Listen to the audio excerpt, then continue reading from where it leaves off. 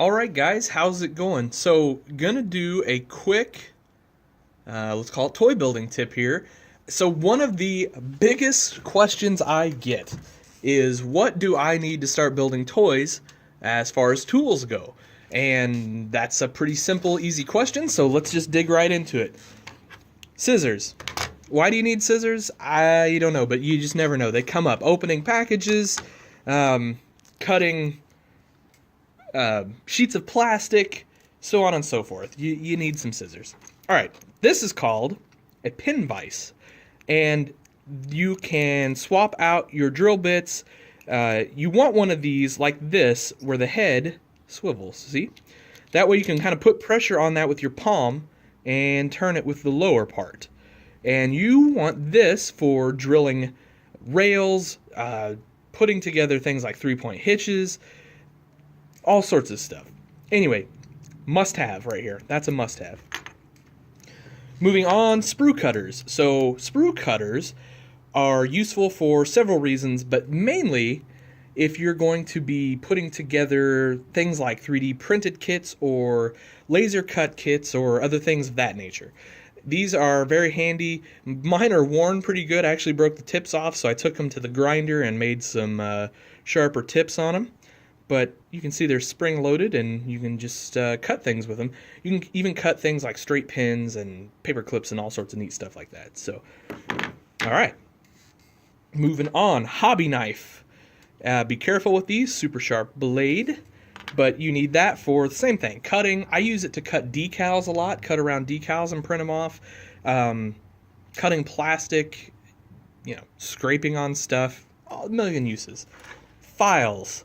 So, several different shape files, just, for obviously filing things. And you can get these in like little kits at, say, Harbor Freight or probably, your farm store, online, lots of places, Amazon, so on and so forth. And they're pretty cheap. I think you'll get like 10, and they have a variety of shapes and sizes in that kit for, maybe like 10, 15 bucks. Okay, so this is a multi sort of screwdriver set. Now, you can go out if you want and spend a absolute fortune on one of these. But let's be honest, the cheaper one will work too. The whole point here is this has all different sizes, shapes, and bits, and they're all small, which is what you need for basically disassembling toy tractors. So there's that. I put a C-clamp, so if you can, these are, let's call these optional, but useful. And you can go to, again, a lot of different places, the sort of usual places, and get yourself different shapes, clamps. You don't necessarily need C-clamps, but you need clamps, because I'll show you the next step. The next thing you're going to use a lot is JB Weld, or the Bondo equivalent of JB Weld. And so when you mix that sort of thing up, and let's say I got this piece here, you're going to JB Weld this onto your frame. You'll clamp it, and you'll keep that there overnight so that it works. Alright, so now we're kind of into the advanced section, at least temporarily.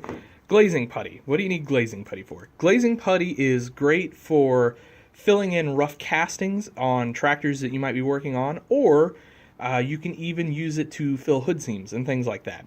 So you definitely need some of this. It's going to run you, I don't know, $8 to $9 for a tube.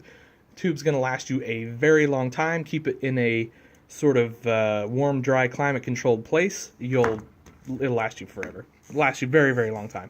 I go through, a tube of these every few years. Pliers. So, needle nose pliers. So you want a big set like this, but also, and I don't have them here because I have them at my house, they make smaller versions that have curved ends and things like that. You want those too.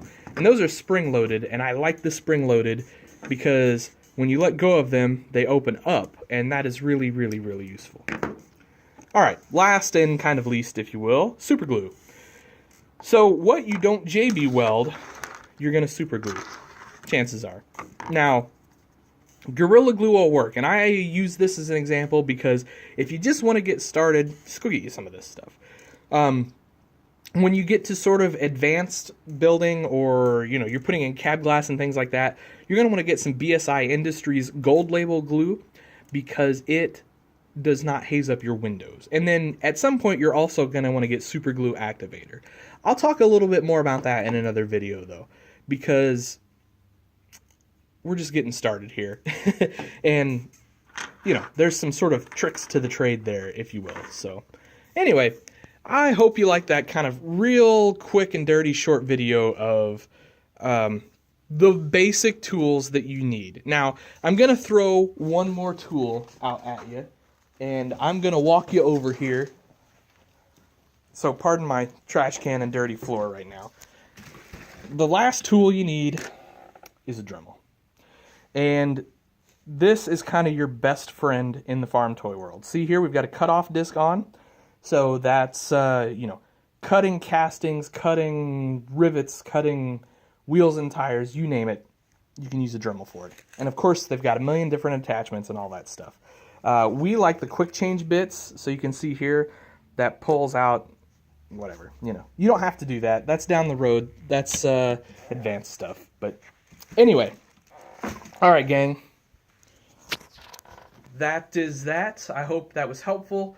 Dremel's going to cost you like 70, 80 bucks. I think you can probably honestly assemble all of those tools that I showed you, plus a Dremel for 100 bucks, or maybe a little bit more, but not much. So I hope that helps, guys.